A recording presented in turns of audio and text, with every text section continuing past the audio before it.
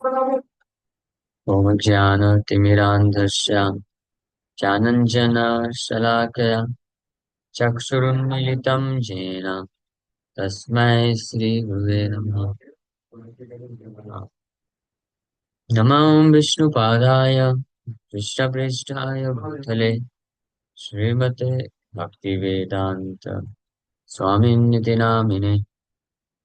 नमस्ते सारस्वती देवे गौरवाणी प्रचारिणे निर्विशेष शून्यवादी पाश्चात्य देश तारिणे। नित्यानंद नमस्तुभ्यं प्रेमानंद प्रदायिने कलो कल्मषनाशाय जानवापतये नमः।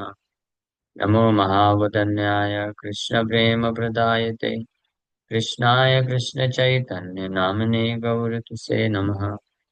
जय श्री कृष्ण चैतन्य प्रभु नित्यानंद श्री अद्वैत गदाधर श्रीवासादि गौर भक्त वृंद। हरे कृष्णा कृष्णा कृष्णा हरे हरे हरे राम राम राम हरे हरे। हरे कृष्णा।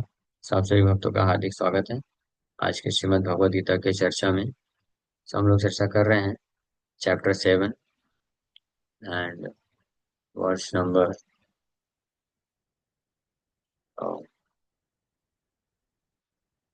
Verse number 13।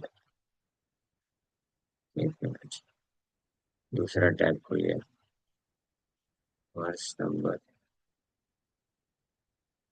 13। सो 12 नंबर श्लोक पे कल चर्चा किए थे। तो उस श्लोक में भगवान कृष्ण वर्णन किए कि इस भौतिक संसार में बाकी जितने भी अन्य चीजें हैं, ये चैव सात्विका भाव राजसस तामसश्च ये मत एव तान विद्धि न तो अहम तेषु ते मयि।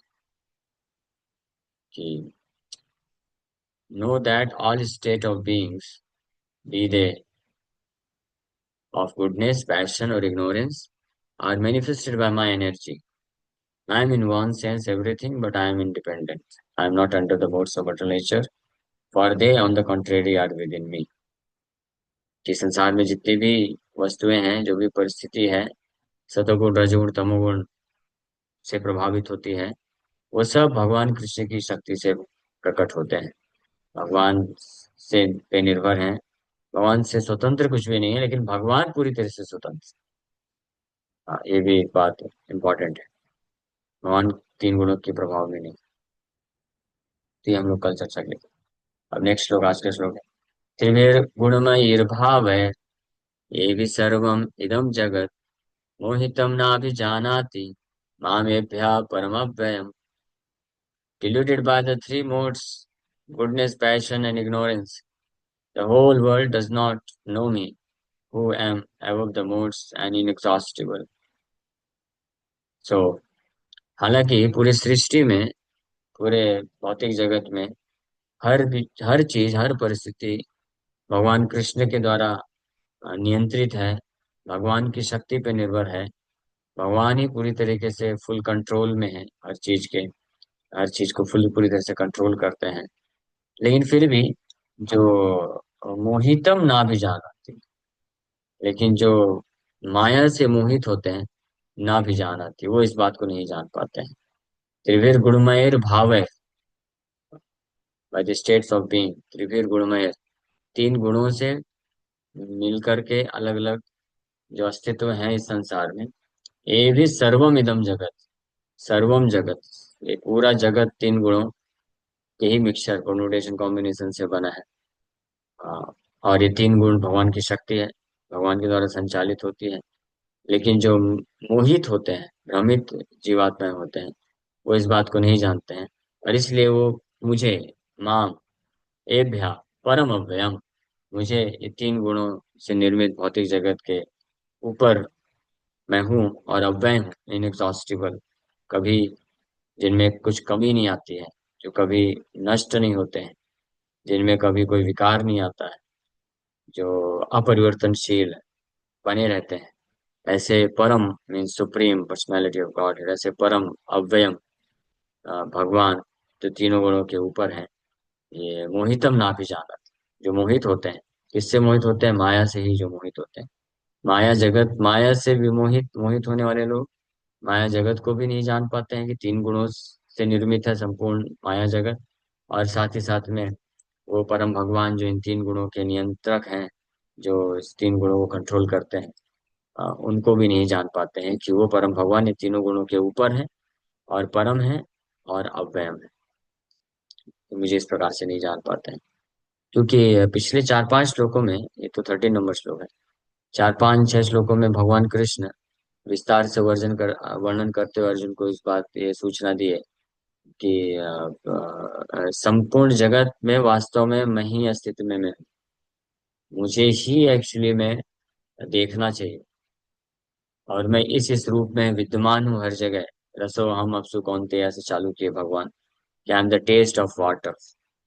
जो भी जल है, द्रव्य है, अ, द्रव है, द्रव जल, उसका टेस्ट रस मैं हूँ।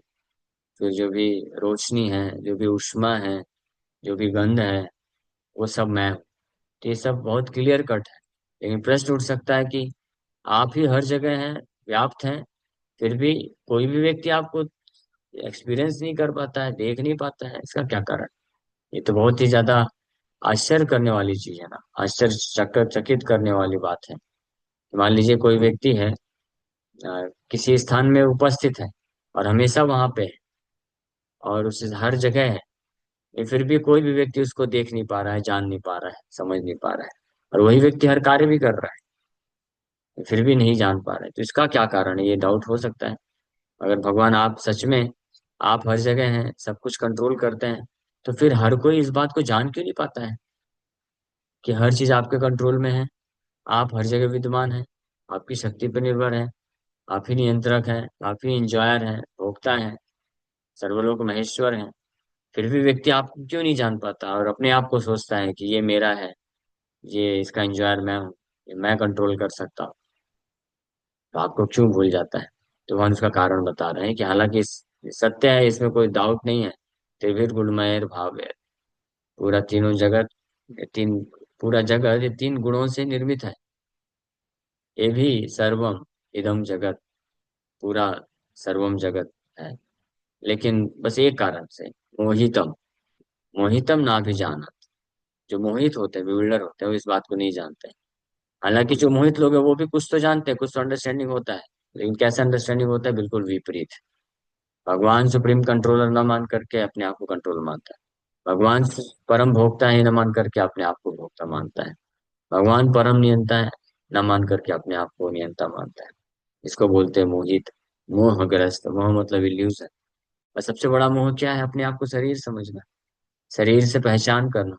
अपने आप को शरीर समझ करके जब शरीर से पहचान करता है कोई व्यक्ति, तो शरीर से संबंधित वस्तु, व्यक्ति, स्थान को वो अपना मानता है, और फिर उससे अटैच हो जाता है, आसक्त हो जाता है, और इस प्रकार से बिविल्डर हो जाता है, मोहित हो जाता है।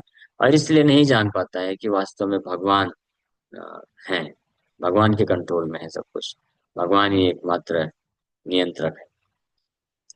और इसलिए भगवान माम एभ्य परम अव्ययम, ऐसे भगवान के दिव्य स्थिति को नहीं जान पाता है। तो तात्पर्य, प्रभुपाद जी बोल रहे हैं, the whole world is in enchanted by the three modes of material nature।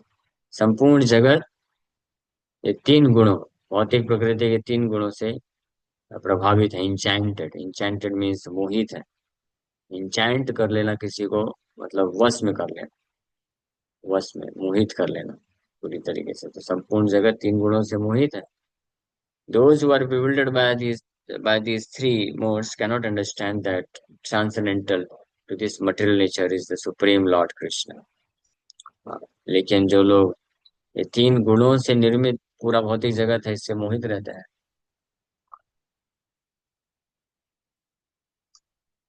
इस प्रकार से मोहित होने के कारण वो इस बात को नहीं समझ पाते हैं कि इस भौतिक प्रकृति जो कि तीन गुणों से निर्मित है, तीन गुणों से पूरी तरीके से प्रभावित है, उसके परे ट्रांसेंडेंटल यानी उसके परे दिव्य स्थिति में भगवान, परम भगवान कृष्ण भी कृष्ण रहते हैं, कृष्ण इससे अप्रभावित रहते हैं। माम एभ्या परम, इसलिए वन श्लोक में बोल रहे हैं माम एभ्या परम। एभ्य मतलब ये तीन गुणों से निर्मित भौतिक जगत, तीन गुणों से मैं परे हूँ और अव्यय। लेकिन जो इस तीन गुणों से प्रभावित होते, मोहित होते, हो इस बात को नहीं जान पाते हैं। Every living entity under the influence of material nature has a particular type of body and a particular type of psychological and biological activities according. इस संसार में हर जीवात्मा प्रकृति के अ, तीन गुणों से प्रभावित है, और उसके प्रभाव के कारण ही हर किसी को एक विशेष प्रकार का शरीर मिलता है, विशेष प्रकार का स्वभाव मिलता है, और एक विशेष प्रकार की अलग अलग प्रकार की उसकी जो है गतिविधियां होती हैं, बायोलॉजिकल एक्टिविटीज, शारीरिक गतिविधियां होती हैं। ये भौतिक प्रकृति के प्रभाव के कारण है। लेकिन मोहित होने के कारण, मोहग्रस्त होने के कारण व्यक्ति अपने आप को, ये जो अ, भौतिक शरीर है, इससे इनसे इसको अपने आप को आइडेंटिफाई करता है, इसलिए वो फंसा रहता है। So there are four classes of men functioning in the three material modes of nature. चतुर्विधा चातुर्वर्णम मया सृष्टम गुण कर्म विभाग सा। तो इस भौतिक तीन गुणों के आधार पर जीवन यापन करने वाले चार प्रकार के मनुष्य होते हैं, जिसमें से those who are purely in the mode of goodness are called brahmanas, those who are purely in the mode of passion are called kshatriyas, those who are in the modes of both passion and ignorance are called vaishyas, those who are completely in ignorance are called shudras। लेकिन ये चारों तीन गुण से तो प्रभावित है। जो ज्यादातर purely in the mode of goodness, सतोगुण के अवस्था में ज्यादातर होते हैं, प्रिडोमिनेटली, वो ब्राह्मण कहलाते हैं। जो प्योरली मोड ऑफ पैशन, रजोगुण में ही मुख्य रूप से अवस्थित होते हैं, वो क्षत्रिय कहलाते हैं। और जो रजोगुण तमोगुण के मिक्सचर मोड में होते हैं, उनको वैश्य बोला जाता है। और जो पूरी तरीके से केवल मोड ऑफ इग्नोरेंस, तमोगुण में होते हैं, उनको शूद्र कहा जाता है। And those who are less than that are animals और एनिमल लाइफ। ये चार प्रकार के जो कैटेगरी है, ये तो फिर भी मनुष्य समाज के अंतर्गत इनकी गिनती हो जाती है, क्योंकि ये कुछ तो धर्म के चीजों को पालन करते हैं। लेकिन जो इससे भी नीचे होते हैं, those who are less than this, वो पशु पक्षी जानवर होते हैं। और अगर कोई मनुष्य ऐसा है तो वो वास्तव में मनुष्य शरीर में है, बट वो वास्तव में पशु है, द्विपाद पशु ऐसे बोला जाता है। However, these designations are not permanent। लेकिन ये जो भौतिक उपाधियां हैं, अलग अलग तीन गुणों के आधार पर अलग अलग मनुष्य कुछ भौतिक उपाधियां मिलती हैं, लेकिन ये परमानेंट नहीं है। क्यों नहीं है परमानेंट? क्योंकि परमानेंटली सनातन रूप से तो हम जीवात्मा है, हम ये शरीर नहीं है। तो इसलिए शरीर के अलग अलग स्थिति में होने के बावजूद भी हम उससे प्रभावित नहीं है, जीवात्मा प्रभावित नहीं। लेकिन जब जीवात्मा अपने आप को इस शरीर से मन बुद्धि से पहचान कर बैठता है, तब उसको, वो उससे पहचान करने के कारण उससे प्रभावित हो जाता है, सुख या दुख को अनुभूति करता है। और अगर ये कोई डिजिग्नेशन, सर्वोपाधि विनिर्मुक्तम तत्परत्वेन निर्मलम ऋषिकेन ऋषिकेश सेवनम भक्ति उच्यते। लेकिन ये जो अनेकों सारी प्रकार की जो ये आसक्ति है, उससे ऊपर उठ जाता है, उपाधियां, डेजिग्नेशन, सारे डेजिग्नेशन से जो ऊपर उठ जाता है, तो वो फिर इसमें नहीं फंसता है, इज अबव दिस। ये उपाधियां, इन सारी उपाधियों से मुक्त होकर के जो भगवान का सेवा करता है, वो भक्ति योग कहलाता है, भक्ति उच्चते। आई मे बी आइदर अ ब्राह्मण, क्षत्रिय, वैश्य और what ever, in any case this life is temporary. ये भौतिक जीवन बहुत ही क्षणिक है। भौतिक उपाधि के रूप में भले ही कोई अलग अलग उपाधियां लेके बैठा हो, ब्राह्मण, क्षत्रिय, वैश्य, या आजकल की भौतिक अलग अलग उपाधियां हैं, डॉक्टर, इंजीनियर, धंधे वाला व्यक्ति, पॉलिटिशियन, ये सब उपाधियां क्षणिक होती हैं। जीवात्मा की असली उपाधि क्या है? कृष्ण दास, कृष्ण का दास है जीवात्मा। इसलिए कृष्ण से ही आसक्ति होकर करके एकमात्र जीवात्मा का कर्तव्य है कि वो कृष्ण के प्रेम में सेवा में लगा रहे। और अन्य जगह अपने आप को आइडेंटिफाई करके, पहचान करके अपने आप को इन उपाधियों में न फंसा दे कि मैं फलाना फलाना हूँ, मैं इंजीनियर हूँ, डॉक्टर हूँ, या बिजनेसमैन हूँ, मेडिकल प्रैक्टिशनर हूँ, यहाँ तक कि मैं हिंदू हूँ, भारतीय हूँ, या किसी का मैं पति हूँ, पत्नी हूँ, माँ बाप हूँ, बच्चा हूँ, सगे संबंधी हूँ। ये जितने भी प्रकार के जो सेंस ऑफ आइडेंटिफिकेशन, अपने आप को पहचान करने की भावना होती है कि मैं ये हूँ, किसी व्यक्ति, किसी वस्तु, स्थान से संबंधित होकर के जब इस प्रकार की भावना को कोई विकसित करता है तो इसको उपाधि बोला जाता है। और यही जो भौतिक उपाधि है, यही मोहग्रस्त स्थिति कहलाती है, मोहित। और ऐसे जो मोहित लोग होते हैं, ना भी जान आते, वो भगवान को नहीं जान पाते हैं कि भगवान परम अव्ययम है, तीनों गुणों के ऊपर है। तो ये नहीं जान पाते हैं कि ये सब टेम्परेरी है। जीवन, ये जितनी भी उपाधियां हैं, ये वास्तव में ये क्षणिक है। ये समय के लिए होती है, यानी हमारी है ही नहीं वो शरीर से। So, but although life is temporary and we do not know what we are going to be in the next life, by the spell of this illusory energy, we consider ourselves in terms of this bodily conception of life, and we thus think that we are American, Indian, Russian, or Brahman, Hindu, Muslim, etc. And if we become entangled with the modes of material nature, then we forget the Supreme Personality of Godhead. Who is behind all these modes? So Lord Krishna says that living entity is deluded by these three modes of nature, do not understand that behind the material background is the Supreme Personality of God. तो हालांकि इस संसार की सारी उपाधियां क्षणिक हैं, लेकिन फिर भी जो व्यक्ति अपने भविष्य के बारे में, अन्य जीवन के बारे में अज्ञान होता है, अज्ञानता में रहता है, अपनी यह वास्तविक पहचान आत्मा के रूप में नहीं कर पाता है, तो ये भगवान की माया शक्ति के प्रभाव में आने के कारण वो अपनी पहचान अलग अलग भौतिक उपाधियों से फिर करता है, करना पड़ेगा। कुछ ना कुछ तो हमको उपाधि रखना ही पड़ेगा, अपना सेंस ऑफ आइडेंटिफिकेशन रखना ही पड़ेगा। अगर हम अपने आप को कृष्ण का नहीं मानेंगे, कृष्ण का दास नहीं मानेंगे, और कृष्ण को अपना नहीं मानेंगे, तो इस संसार में फिर किसी न किसी वस्तु, व्यक्ति, स्थान, परिस्थिति को तो हमको अपना मानना ही पड़ जाएगा कि वो हमारा है और हम उसके हैं या उसका है। ये ये इसको बोलते हैं मिथ्या उपाधि, फॉल्स डेजिग्नेशन। और इसको बोलते हैं मोहित अवस्था, मोहितम ना भी जानाते। ये बिविल्डर्ड कंडीशन होती है जीवात्मा की, और इसी के कारण वो अनेकों प्रकार के जो है कष्ट महसूस करता है। क्योंकि जितनी भी अलग अलग प्रकार की उपाधियां हैं, हम अपने आप को अगर कृष्ण के अलावा किसी भी व्यक्ति के साथ आइडेंटिफाई करेंगे, किसी भी व्यक्ति के साथ अगर हम अपने आप को आइडेंटिफाई करते हैं, मतलब कि ये मैं इनका हूँ या ये मेरे हैं, ऐसे आइडेंटिफिकेशन रखता है, तो निश्चित रूप में उसका केवल एक ही परिणाम होता है, उस व्यक्ति को दुख झेलना पड़ता है। क्योंकि वो परमानेंट नहीं है, कोई भी उपाधि परमानेंट नहीं है संसार में। कोई अपने आप को बहुत बड़ा साइंटिस्ट मान ले, इंजीनियर मान ले, लेकिन कब तक? जब तक ये जीवन है तब तक ही। कोई अपने आप को भारत का मान ले कि मैं भारतीय हूँ, भारत देश मेरा है, लेकिन कब तक के लिए? जब तक ये शरीर है।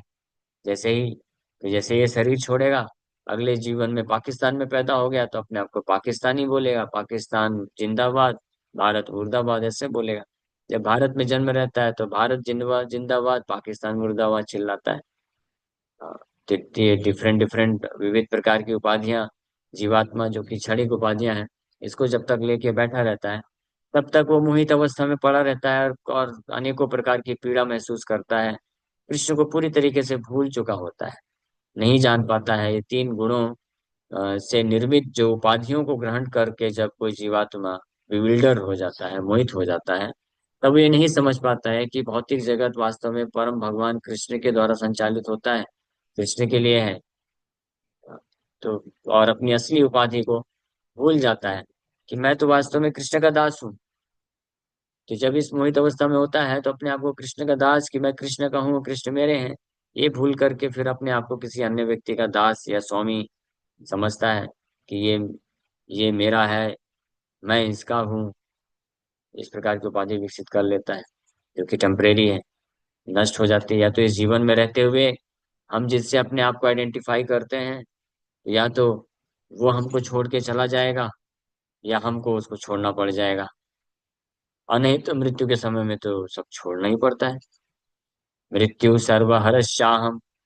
तो इसलिए उस परिस्थिति को क्यों आने देना चाहिए अपने जीवन में कि जब हमारे ऊपर बलपूर्वक हमको इन उपाधियों को छोड़ने के लिए फोर्स किया जाएगा, तो उस वक्त तकलीफ बहुत होगी। तो क्यों ना हम बुद्धि का इस्तेमाल करके ये जो मिथ्या जितनी भी उपाधियां हैं, इनको हम अपने से ही क्यों नहीं त्याग देते हैं, और हमारी असली उपाधि कि हम कृष्ण के हैं, कृष्ण के दास हैं और कृष्ण हमारे हैं, इसको क्यों नहीं स्वीकार कर लेते हैं। अगर कोई भक्त, कोई भी व्यक्ति ये कर सके कि बलपूर्वक उस समय का इंतजार किए बिना, वो समय आने के पहले कि जब हमको बलपूर्वक किसी उपाधि को त्यागने के लिए फोर्स मिल जाएगा, उसके पहले ही अगर हम समस्त उपाधियों को मन से निकाल दें, भले ही व्यक्ति अपने अपने स्थिति में रहे, कोई दिक्कत नहीं। गृहस्थ आश्रम के जो भक्त होते हैं तो अपना आश्रम तो नहीं छोड़ सकते, गृहस्थ आश्रम। किसी के वो पति होते हैं, पत्नी होते हैं, बच्चे होते हैं, समाज में कुछ रिस्पॉन्सिबिलिटी होती है, तो वो छोड़ने की जरूरत नहीं है। लेकिन मन से छोड़ देना चाहिए, मन से अपने आप को उपाधि में नहीं रखना चाहिए कि मैं फलाना फलाना व्यक्ति हूँ, मैं इंजीनियर हूँ, डॉक्टर हूँ, मैं भारतीय हूँ, मैं किसी का पति हूँ, पत्नी हूँ, husband wife, mother father, children. ये उपाधि अगर कोई पहचान रखेगा तो फंसेगा। ये उपाधि से मुक्त हो जाना चाहिए, और घर उस स्थिति में रहते हुए जो भी हमारा कर्तव्य समझ के पालन करना चाहिए। हमारा आइडेंटिफिकेशन, हमारा उपाधि हमको कृष्ण के साथ ही रखना चाहिए एकमात्र। तकलीफ नहीं होगा। जब कोई उपाधि, कोई व्यक्ति उपाधि अपनी केवल कृष्ण के साथ रखेगा कि मैं कृष्ण का हूँ, कृष्ण मेरे हैं, मैं कृष्ण का दास हूँ, तो उसके जीवन यापन करने के दौरान अलग अलग परिस्थिति में कर्तव्य पालन, कर्तव्य निर्वहन के दौरान कभी कभी वो अन्य उपाधियों को बाहरी रूप से ग्रहण भी करेगा तो भी वो छूटने में उसको तकलीफ नहीं होगी। लेकिन अगर उससे ही उसी उपाधि को ही अपना मान लेगा कि ये मेरा है, मैं इनका हूँ, या ये मेरे हैं, तो फिर तकलीफ हो जाएगी, क्योंकि छूटना तो पड़ेगा ही। ये प्रकृति का नियम है, इसको हम चेंज नहीं कर सकते हैं। हर चीज यहाँ पे क्षणिक है, टेम्परेरी है। हाँ, जबरदस्ती छूटना पड़ेगा। मृत्यु के समय यही होता है, इसलिए मृत्यु के समय व्यक्ति सबसे ज्यादा कष्ट भोगता है, क्योंकि उसको पता चल जाता है अब मैं मरने वाला हूँ और मेरा सब कुछ छूटेगा। मेरे जितने भी उपाधि हैं, कि ये मेरी पत्नी है, ये बच्चे हैं, या ये मेरा संसार है, ये मेरा जन्म स्थान है, ये प्रॉपर्टी है, ये धन संपत्ति है, यहाँ तक कि ये मेरे कुत्ते, बिल्ली, पेट एनिमल्स, वस्तु, सब एक एक करके उसके चेहरे के सामने, उसके मानस पटल में, मन में आकर के उसको पूरी तरीके से मोहित कर देते हैं, भ्रमित कर देते हैं। ये कितनी तकलीफदायक स्थिति होगी, आप इमेजिन भी नहीं कर सकते। इसलिए मृत्यु को जो बोला गया है कि सबसे बड़ा कष्ट होता है। आप सोचिए, जब कोई व्यक्ति इस संसार में किसी से आसक्ति को विकसित कर लेता है, तो केवल एक वस्तु या व्यक्ति के चले जाने से इतना तकलीफ होता है। तो मृत्यु के समय में तो केवल एक वस्तु या व्यक्ति को नहीं छोड़ना है हमको। हमने जिन जिन वस्तुओं से, जिन जिन स्थान से, जिन जिन व्यक्तियों से हमने अपना नाता रिश्ता बना करके, उपाधि बना करके हम बैठ जाते हैं, आसक्ति बना लेते हैं, वो सबको एक झटके में, एक ही समय में छोड़ना है, तो कितना बड़ा तकलीफ होगा। तो इसलिए वो तकलीफ आने के पहले जो धीरज तत्र न मुह्यति, जो धीर व्यक्ति होते हैं, ऐसी तकलीफ आने के पूर्व वो खुद ही छोड़ देते हैं। वो बुद्धिमान कहलाते हैं। खुद ही छोड़ देते हैं, थोड़ा तकलीफ होगा लेकिन मन से निकाल देते हैं कि मैं किसी का हूं, या कोई मेरा है, या ये वस्तु स्थान मेरा है। इसको निकाल देते हैं बुद्धिमान लोग, और इसलिए वो बच जाते हैं। और अपने जब तक जीवन रहता है, अपने आप को कृष्ण का दास समझ करके इसी उपाधि में जीवन यापन करते हैं। हाँ, अहम हरे तब दासैक मूला, न केवल कृष्ण के दास। और परम भाग्यशाली वो होते हैं जो भगवान कृष्ण के जो शुद्ध वैष्णव हैं, गुरु हैं, उनका दास के रूप में अपने आप को आइडेंटिफाई कर लेते हैं, और उस उपाधि में जीवन यापन करके जो ये संसार को छोड़ते हैं, तो बिंदास हो जाते हैं, कोई उनको कष्ट नहीं झेलना पड़ता है। इसलिए माया उपाधि रखने वाले अगर कोई व्यक्ति होता है, तो माया दास सदा उदास, कृष्णदास बिंदास। अगर आप कृष्णदास बन जाते हैं, कृष्ण को ही एकमात्र अपना स्वामी, अपना हितैषी, अपना प्रिय, प्रियतम स्वीकार कर लेते हैं, तो हम कभी भी धोखा नहीं खाएंगे। और अगर हमने कृष्ण को छोड़ करके किसी को भी, कृष्ण को अगर हमने किसी भी व्यक्ति के साथ रिप्लेस किया, तो ये जान लीजिए उसका केवल एकमात्र परिणाम होता है इस संसार में दुख मिलता है, क्योंकि वो तो छूटने ही वाला है, जाने ही वाला है। तो इसमें हमेशा ध्यान रखें, उपाधि से अपने आप को मुक्त करना चाहिए, उपाधियों भौतिक उपाधियों में अपने आप को फंसने नहीं देना चाहिए। भगवान का तीव्रता से जो भक्त आश्रय लेते हैं, तो अगर कुछ उपाधियां होती हैं, जनरेट हो जाती है संसार में रहने के कारण किसी व्यक्ति वस्तु के प्रति, तो वो नष्ट हो जाएगी भगवान कृष्ण के आश्रय लेने से, क्योंकि सबसे वास्तव में हमारे सबसे परम हितैषी तो भगवान ही है। तो भगवान के प्रति थोड़ा भी विकसित होने लग जाएगा आसक्ति, ये सारी चीजें निकल जाती हैं, but all the life is temporary. So व्यक्ति इस प्रकार से भूल जाता है, एंड परम भगवान को भूल जाता है। So lord Krishna says that living entities deluded by these three modes of nature do not understand that behind the material background is the supreme personality of Godhead. There are many different kinds of living entities, human beings, demigods, animals, etc. And each and every one of them is under the influence of material nature. And all of them have forgotten the transcendent personality of God. Those who are in the modes of passion and ignorance, and even those who are in the mode of goodness, cannot go beyond the uh, impersonal Brahman conception of the absolute truth. They are bewildered before the Supreme Lord and His personal feature, which possesses all beauty, opulence, knowledge, strength, fame, and renunciation. When even those who are in goodness cannot understand what hope is there for those in passion and ignorance. So, Krishna consciousness is transcendental to all these three modes of material nature, and those who are truly established in Krishna consciousness are actually liberated. यहाँ तक कि सतोगुण, ये भी तो तीन गुणों का बंधन है। तो सतोगुण, रजोगुण, तमोगुण, ये तीनों से अपने आप को जो आइडेंटिफाई करता है, तो वो उसमें फंसा रह जाता है। लेकिन जो कृष्ण भावनामृत अ, को स्वीकार करते हैं, उसमें अपने आप को स्टेब्लिश कर लेते हैं कृष्णदास के रूप में, तो वो वास्तव में इस भौतिक संसार में रहते हुए वो मुक्त पुरुष होते हैं, समस्त भौतिक आसक्ति से मुक्त, कष्ट, तकलीफ, फ्रस्ट्रेशन से मुक्त हो जाते हैं, और बिंदास होकर के आनंदमय तरीके से हर परिस्थिति में, कैसी भी स्थिति में, वो कृष्ण के सेवा में लगे रहते हैं।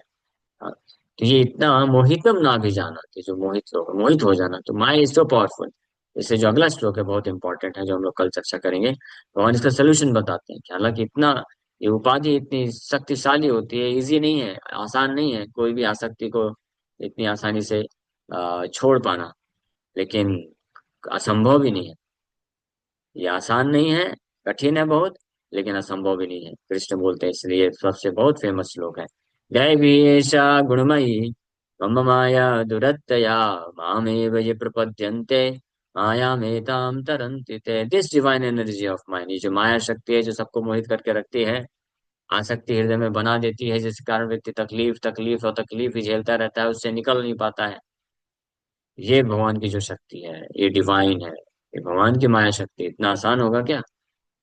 Consisting of three modes of material nature is difficult to overcome, भगवान खुद बोल रहे हैं, भगवान खुद बोल रहे हैं बहुत कठिन है इसको ऊपर कर पाना, लेकिन साथ में एक चीज भी बोल रहे हैं। तो हमको केवल पहला पार्ट ही नहीं पकड़ के बैठ जाना चाहिए कि ये बहुत कठिन है, इतना आसान नहीं है, लेकिन अगर कोई निकलना चाहता है, but there is solution, but those who have surrendered to me can easily cross beyond it. लेकिन जो माँ में वे प्रपद्यन्ते, जो मेरा पूरी तरह से मुझे समर्पित कर देते हैं, आश्रय ले लेते हैं, तो इससे निकल जाएंगे। इस पे हमको विश्वास होना चाहिए, जिसको विश्वास होगा तो इसको पूरी तरीके से सीरियस लेकर भगवान कृष्ण के चरण कमलों में तीव्रता से आश्रय लेगा, और अपने आप को समस्त प्रकार के जो तकलीफ है, दुख है, फ्रस्ट्रेशन है, बहुत ही आसक्ति होने के कारण उससे मुक्त हो जाएगा। Thank you very much. Hare Krishna. किसी बात का कोई प्रश्न है तो पूछ सकते हैं। हरे कृष्णा। ये प्रयास भी जरूरी है, दोनों साइमल्टेनियसली चलना चाहिए, कि माया के प्रति जो आसक्ति है उससे मुक्त होने की इच्छा रखना हृदय में। उससे मुक्त होना हमारे हाथ में नहीं है, मम माया दुरत्य कौन बोले, ये कठिन है, सरल नहीं है, तो हमारे बस की बात नहीं। लेकिन वो भौतिक आसक्ति से मुक्त होने की इच्छा हृदय में रखना है, कि हाँ मुझे इससे से मुक्त होना है। और ये इच्छा जब रहेगी तब कृष्ण का आश्रय ले पाएगा वो, कृष्ण के प्रति आसक्ति विकसित करने की इच्छा रहेगी, तो फिर कृष्ण का आश्रय लेगा तो निकल जाएगा। तो ये सोल्यूशन है, परफेक्ट सोल्यूशन भगवान इसमें बता रहे हैं। इसके ऊपर हम लोग कल और विस्तार से चर्चा करेंगे। माम ये वे प्रपद्यन्ते माया में ताम तरन्ते। ओके, हरे कृष्ण। प्रति हमको बढ़ना है तो सब कुछ छोड़ना पड़ता है। लेकिन जब छोड़ने की बात आती है ना, धैर्य, एक मिनट, छोड़ने की बात आती है ना, तभी धैर्य नहीं आ तभी पाता। हम, हाँ, तभी हम वो गट्स दिखा नहीं पाते। जैसे दो चॉइस होती है कि आप एक एक तरफ भगवान है यस। और एक तरफ ये माया हाँ, है, तो हम माया को ही चूज कर लेते हैं। सही बात है। तो इसलिए हाँ। ये सही बोल रहे हैं आप, क्योंकि जब कोई भौतिक आसक्ति के कारण कोई बहुत तकलीफ में होता है, तो इतना आसान नहीं हो पाता है कि वो उसको छोड़ने के लिए तैयार हो जाए। तो वही तो बात है। उसी टाइम पे ये निर्भर करता है कि अगर वो उस टाइम पे वो डिसीजन ले लिया कि हाँ नहीं, मुझे इससे बाहर, इसको ओवरकम करना है, मुझे इससे निकलना है, तब वो कृष्ण का तीव्रता से आश्रय लेकर के फिर निकल सकता है। लेकिन अगर कोई डिसाइड ही नहीं करता है कि नहीं, मुझे इससे निकलना ही नहीं है, तो उसके लिए फिर बहुत मुश्किल है, क्योंकि फिर वो कृष्ण का आश्रय नहीं ले पाएगा। जैसे ये हमने देखा प्रैक्टिकल, इसीलिए जब कोई भी हम काउंसलिंग करते हैं, स्पेशली यूथ डिवोटीज होते हैं, तो वो बेचारे किसी न किसी आसक्ति में फंस जाते हैं, तकलीफ झेलते हैं। और स्पेशली यूथ के लिए एक सबसे बड़ी आसक्ति यही है, अपोजिट सेक्स के साथ अटैचमेंट हो जाना, बॉय का गर्ल के साथ, गर्ल का बॉय के साथ, और फिर इतना तकलीफ झेलते हैं। तो मैं बस यही पूछता हूँ कि आप उससे निकलना चाहते हो क्या? निकलना चाहते हो तो निकल जाओगे, बहुत सोल्यूशन। लेकिन यहीं पे फंस जाते हो कि वो उससे उससे अपने आप को मुक्त नहीं करना चाहते। तकलीफ होती है, मानते हैं इस बात को, लेकिन फिर भी अपने आप को निकालने की इच्छा प्रकट नहीं होती है, इसलिए माया इतनी पावरफुल। लेकिन कोई भी व्यक्ति जो ऐसे तकलीफदायक जो आसक्तियां हैं उससे मुक्त होने के लिए अगर इच्छा भी कर लेता, तो ऐसा भक्त अगर कृष्ण का फिर आश्रय लेगा, तो ज्यादा समय नहीं लगेगा, वो इमीडिएटली निकल जाएगा। कृष्ण परम भगवान है, परम शक्तिशाली है, इमीडिएटली निकाल सकते हैं। लेकिन इच्छा तो रखनी चाहिए, ये बात है। ठीक। मानते ही है, लेकिन एक एक ये होता है ना प्रोसेस कि भाई हम काफी समय हम ये प्रोसेस में बिता देते हैं कृष्ण भावनामृत के तरफ अग्रसर होने के लिए। लेकिन एक पॉइंट ऐसा आता है कि जहाँ ये इतना जो टाइम होता है ना वो जीरो हो जाता है कुछ समय के लिए। तो अब हम जानते भी है कि भगवान इतने शक्तिशाली है, लेकिन वो टाइम पे हम भगवान के ऊपर ट्रस्ट नहीं करते हैं, मतलब वो पूरा 100% नहीं, हम अपने मन की सुनते हैं, तो ये एक डिफिकल्टीज आती है। हाँ, तो यही यही चीज है। तो ऐसी परिस्थिति में फिर किसी वरिष्ठ वैष्णव, जिनके ऊपर आपको बहुत श्रद्धा है, विश्वास है, जिनके आप बात को ठुकराएंगे नहीं, तो उनसे जा करके पूरा हृदय को रिवील करना चाहिए। और उनके सामने रोना चाहिए, गिड़गिड़ाना चाहिए, और उनसे प्रार्थना करना चाहिए कि आप मुझे प्रभु इससे, भगवान इससे आसक्ति से निकालिए। तो फिर उनके मार्गदर्शन, वो जब इंस्ट्रक्शन देंगे, तो उससे फिर हम प्रेरित हो सकते हैं कृष्ण का पूर्ण रूप से आश्रय लेने के लिए। क्योंकि खुद को ये प्रेरणा नहीं मिल पाती है जब व्यक्ति जो फंसा रहता है। तो इसलिए वैष्णव संघ बहुत जरूरी है, ये हेल्प करता है फिर। जी हाँ, ठीक है। थैंक यू प्रभु, हरे कृष्णा। समय हो गया है।